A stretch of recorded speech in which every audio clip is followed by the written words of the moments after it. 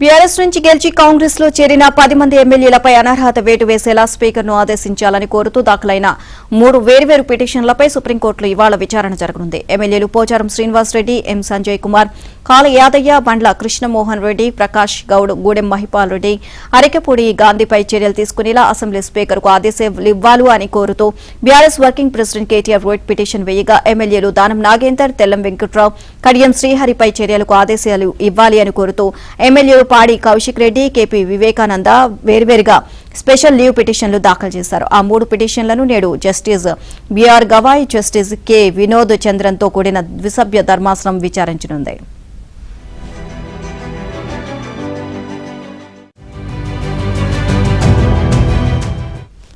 అయితే బీఆర్ఎస్ ఫిర్యాదుపై లిఖితపూర్వకంగా స్పందించాలని గత మంగళవారం 10 మంది ఎమ్మెల్యేలకు నోటీసులు జారీ చేసిన స్పీకర్ కార్యాలయం ఎప్పటిలోగా సమాధానం ఇవ్వాలి అన్న అంశాన్ని మాత్రం పేర్కొనలేదు.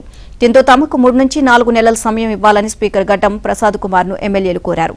నిర్ణీత సమయంలో అనర్హత పిటిషన్లపై స్పీకర్ నిర్ణయం తీసుకోవాలి అని న్యాయస్థానాలు ఆదేశించవచ్చా లేదా అన్న విషయంలో భిన్నాభిప్రాయాలు ఉన్నాయి.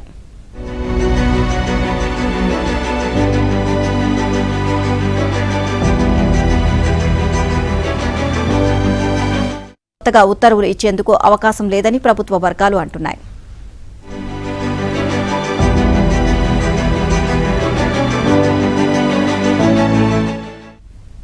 ఎన్నికల కోడ్ అమల్లోకి వచ్చినప్పుడు సాధారణంగా ప్రభుత్వ పథకాలను అమలు చేసేందుకు అవకాశం ఉండదని అధికార వర్గాలు అంటున్నాయి. ఏదైనా పథకాన్ని ఇప్పటికే అమలు చేసినట్లయితే దాని వివరాలు తెలుపుతూ అమలుకు అవకాశం ఇవ్వాలి అంటూ ఎన్నికల కమిషన్ కు లేఖ రాయాల్సి ఉంటుంది. దాన్ని పరిశీలించిన తర్వాత ఏం చేయాలో ఎన్నికల కమిషన్ స్పష్టత ఇస్తుంది.